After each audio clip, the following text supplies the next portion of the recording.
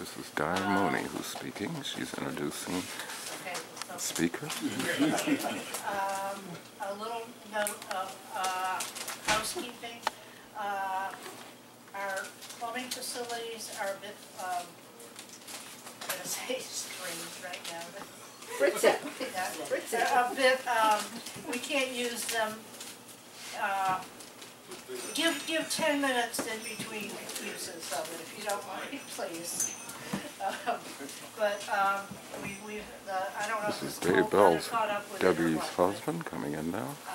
He's been involved in quite a number of movements. Don't everybody rush at one time. We are very happy to have everybody here tonight. We thank you for coming out in the weather. I think most of us here look forward to socialism. Socialism won't take care of cold weather, but there'll be a lot fewer headaches to deal with. And we can just concentrate on the cold weather. And maybe your collective will come along and shovel your snow for you or something like that. But we really appreciate everybody coming out tonight. We're also very proud and happy to have our guest speaker, Jarvis Tyner. He hails from Philadelphia, from West Philadelphia. He's a graduate of West Philadelphia High School, a former Teamster. He's a member of the National Committee of the Communist Party and chair of the New York District of the Communist Party. He was a candidate for Vice President of the United States twice. He has represented our party abroad several places. I remember him when he visited Vietnam and came back and reported from Vietnam. And this is Ibn Zaid. He operates the Save Our Schools Coalition in Philadelphia and New Jersey, Camden. And this is Richmond Gardner, who operates with a number of groups around Philadelphia, particularly is doing work on peace. He's a writer.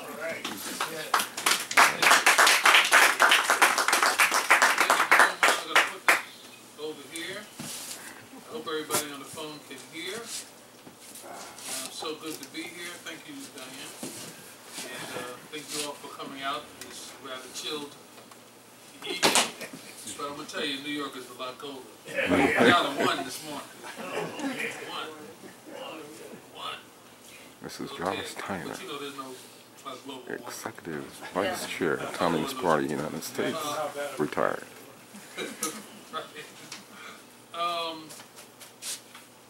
So it's good to be in West Philadelphia.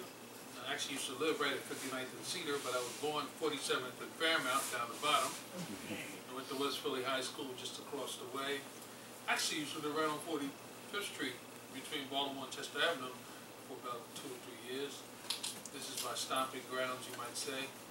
It's good to be here. It's good to see so many comrades for many years. Especially a special welcome to Debbie, who I don't get to see enough, but she always plays a big role, and had played a big role in my life and the life of the party here. We really appreciate so much that she came out, her and Dave. And Rosita, haven't seen her in a while. It's good to see you, Rosita. And I met somebody here who was in the YWLL back in the 70s, you know. Anyway, so I joined the Communist Party in New York because they stood for something, and they were fighting for what I believed in with the height of the Civil Rights Movement. Vietnam hadn't quite started yet.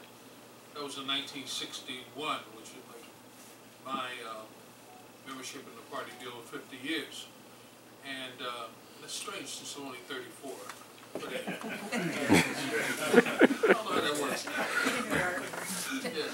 Anyway, but here is where I sort of gained a sense of understanding of the world on a higher level, and got to learn and study theory, and most importantly, we're involved in the labor movement and also in the civil rights movement at the same time. And that combination, I would say, raised my political consciousness at a very rapid pace, because what I was fighting for in the job and dealing with the boss and the whole economic economic class struggle thing.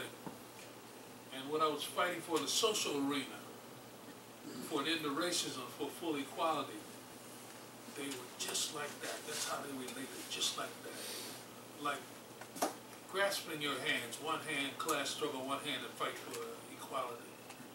That's what I learned in the Communist Party. And that equation, that relationship,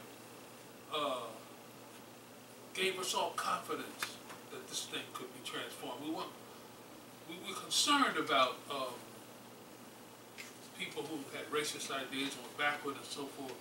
But once you had a sense of the deep roots, of economic roots of racism and inequality, you could see how you could unite most of the people to change it. That gave, it just changed everything. An old comrade named Hyman Loomer, now gone. I remember he came down to the Philadelphia bookstore, which we had on 40th Street. Which way? That way? That way? That way, yeah. And he came to give a class on political economy, and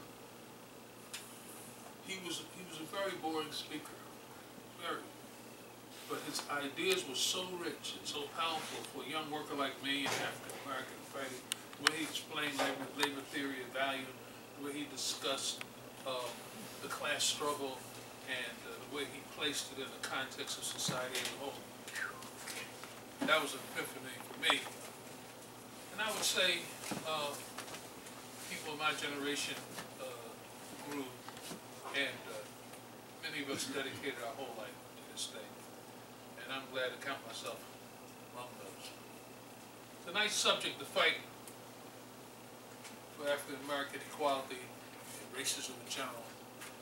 It's a subject that should be discussed in every school, every church, synagogue, mosque.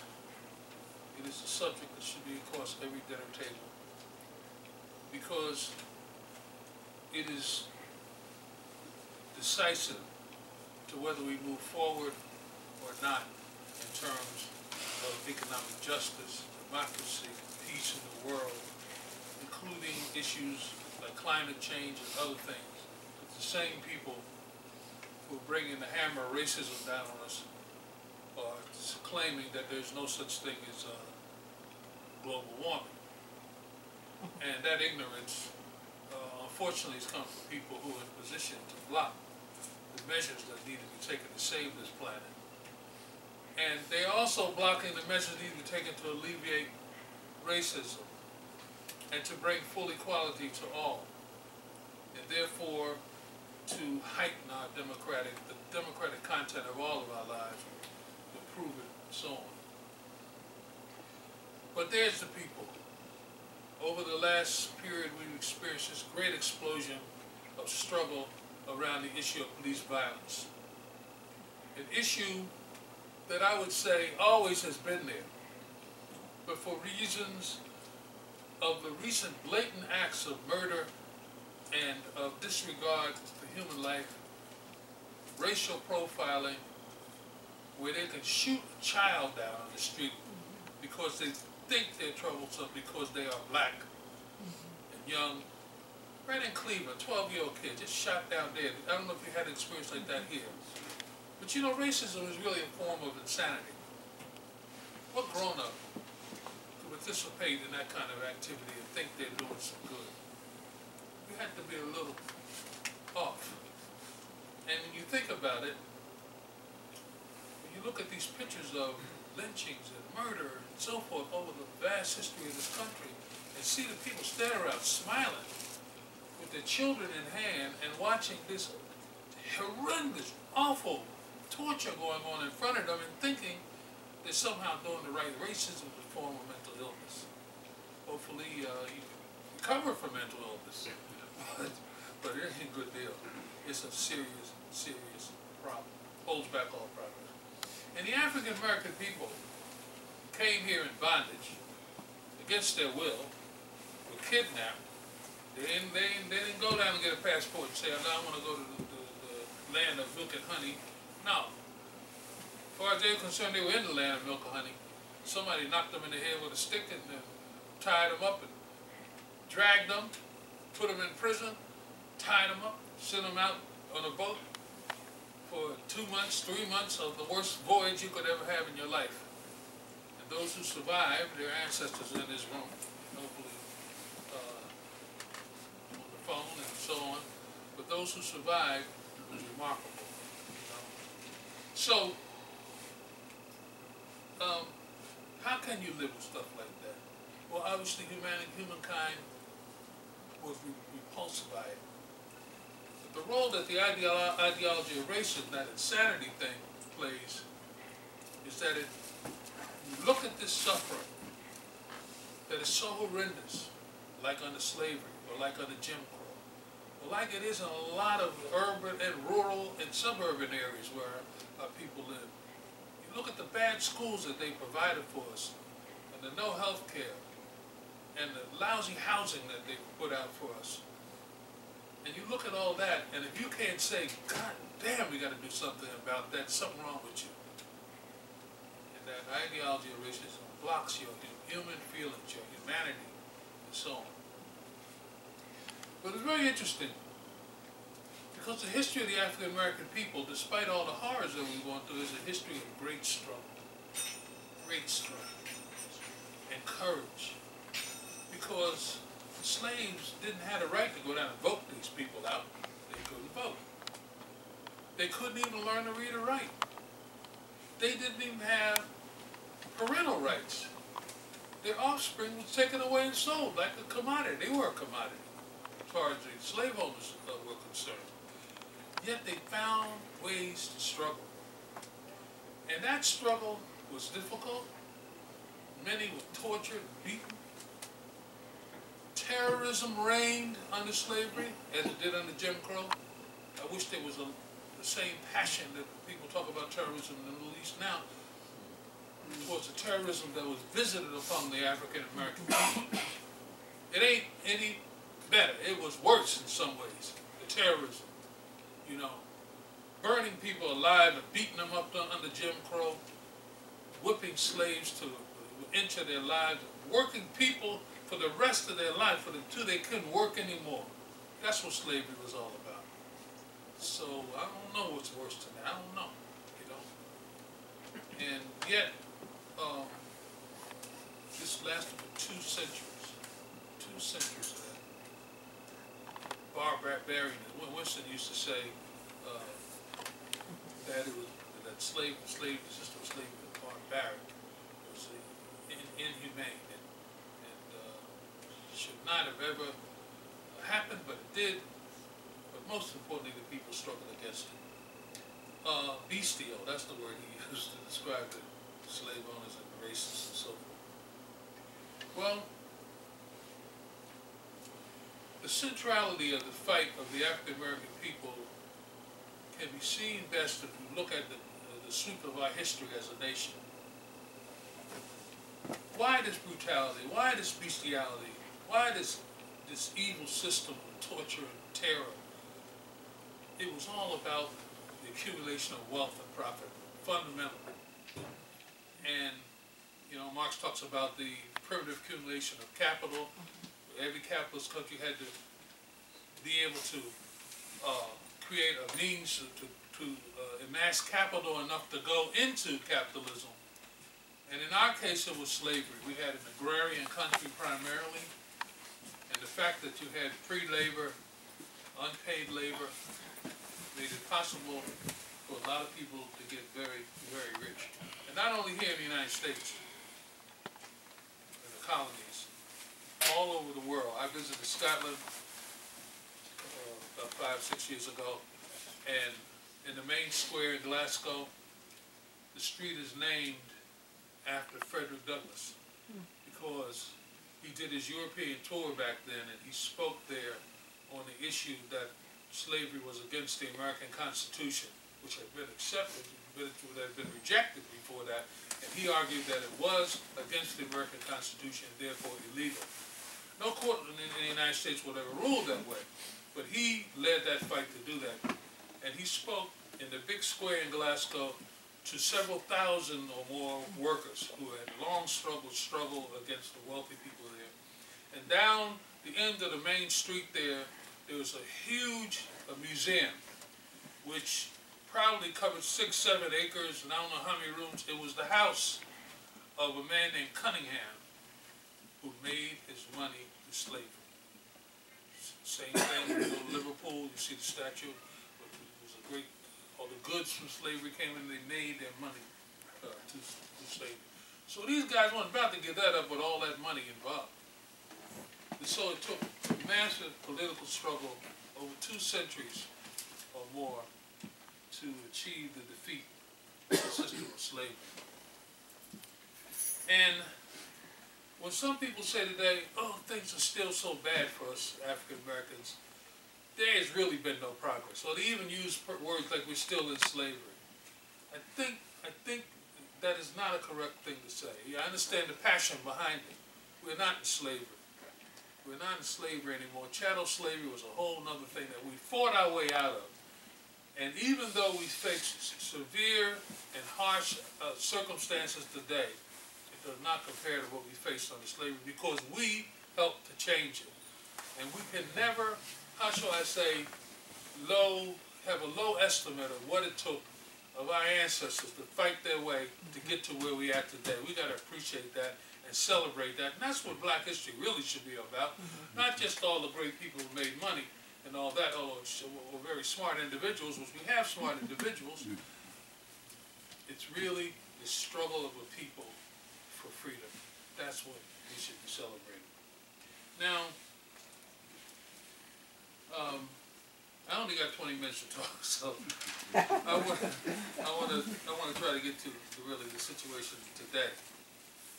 Just yesterday, the former mayor of New York, Rudy Giuliani, made a statement on at a fundraiser for Walker, that wonderful anti-labor whatever over in Wisconsin, who wants to spread his joy all over the world now by becoming president. Well, Walker, while he made his fundraising speech, he launched an incredible attack on the President of the United States, saying that he doesn't love America. He's always critical of America, so he doesn't love America. Well, he also said that the President of the United States what he said, what I'm saying is not racist, although everybody was saying, they were shocked, including the Republicans were there.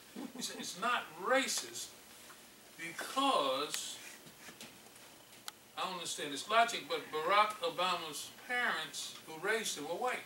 So how could it be racist? He got it from white people. What the hell is he talking about? I don't care where you got it. Racism was racism, you know?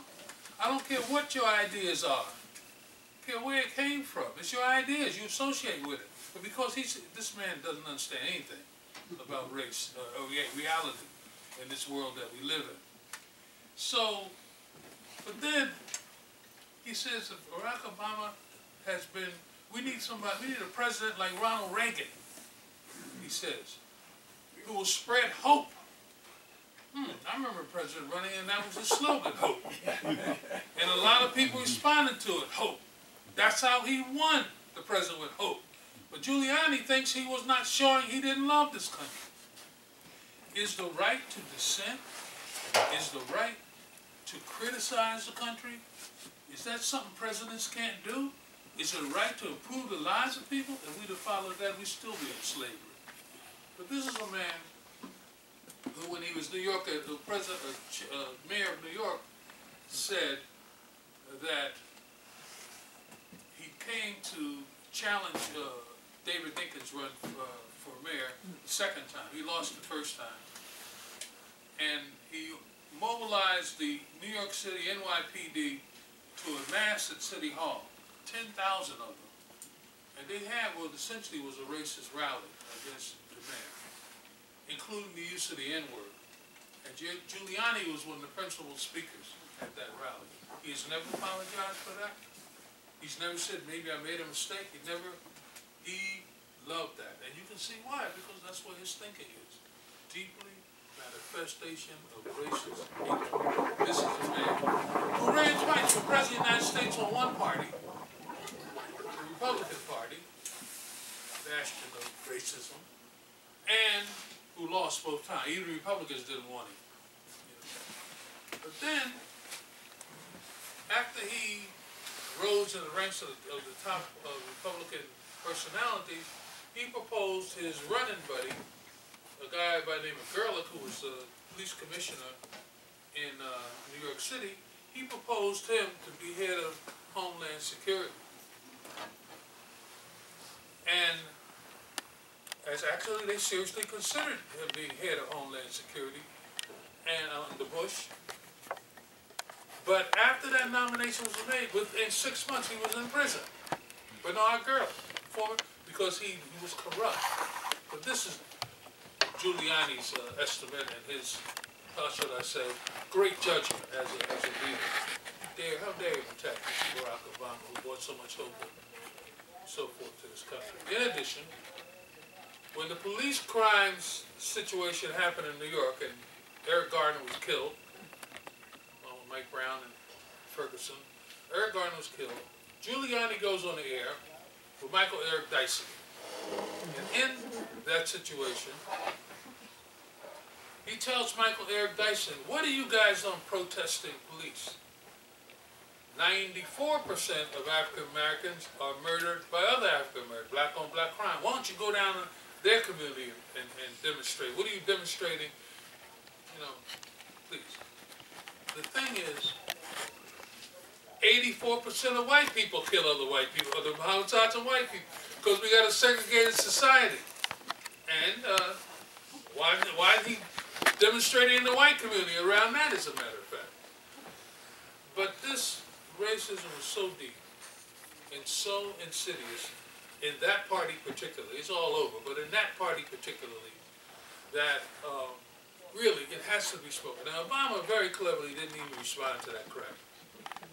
Very good, but we had to respond. We had to point out the grave dangers. This man's a stalking horse for the Republicans to let them know, see, you don't have to worry about being racist. I do it all the time. You can do it. Run your campaign. And that's the way to get the white votes that you need to win in this election.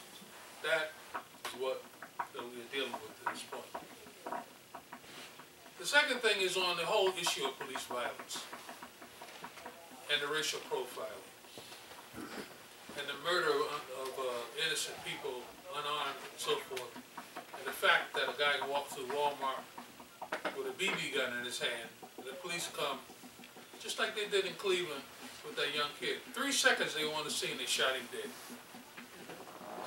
And they just shot the guy that when they walked into Walmart, shot him dead. And thought they should get away with that. Well, in the case of Trayvon Martin, walking home from the store with Skittles and a soda. And this Zimmerman guy thought he had the legal and moral right to pull his gun on this kid, to accost him, to make a citizen's arrest, I guess, and ultimately killed him. Another young person. Or the guy who stopped at the gas station didn't like all those kids playing loud music. Remember? I don't forget his name, but he actually went to jail. Yeah, he did. And he pulled out his gun and shot 5 times into the car, then took off in his car and he killed a young man in that car. Well, this is the atmosphere that's being fed by these so-called leaders, really misleaders, who are spreading this poison of racism all over. Now, but I think we should go further. That lesson of the 2 hands. I think we should say racism is linked to the perpetuation of poverty, unemployment, bad schools, bad housing, and all those things that afflict the African American community. Because if you can get everybody concentrating on the idea that they're a bunch of criminals, that they're lazy, they don't want to work, but they're looking to get a handout, looking to steal whatever they can. If you get everybody thinking that way, then when you pass a bill to try to improve housing, well, like in New York, they're trying to get affordable housing in New York, and try to do something about the skyrocketing rents and people being homeless and people not able to stay in New York, the neighborhoods being gentrified. Instead of concentrating on those deep and real problems, They got people saying, well, they all a bunch of criminals. That's what we have to deal with. And everybody knows that the root cause of the crime that is going on in those communities is poverty. It's unemployment. It's a lack of opportunity to have a better life for these young people. You know, he said Ronald Reagan was his great example of a president. Do you know when Ronald Reagan came in, 24 tons of cocaine a year was coming in the country. He put George Bush Sr. in charge of the war on drugs, and in 1 year it went up to 85 tons of cocaine was coming in the country. That is not Jarvis trying to make stuff up. That was a report of the Congressional Subcommittee on Drug Addiction. In other words, it almost tripled the number of drugs coming in when they put this guy in charge. And I don't care what you say, every 12-year-old knows where the drug house is. And cocaine could not be grown here, it had to be bought in. Somebody bought it in by the tons, and somebody looked the other way. And you remember Iran-Contra, where they actually found a connection between selling drugs that ended up in the ghettos and barrios in order to finance the Contra war when the Congress would not give them money. So if anything, the great president he talks about, Ronald Reagan, was a crack president. He's responsible for that. And we lost thousands and thousands of people because of this crack cocaine, maybe millions. Because it really was the transmission belt for a lot of disease and all and sickness, and funds that could have gone to help people went to fill people in jail. He tripled the number of people in prison. And right now, 70 million Americans have criminal records today.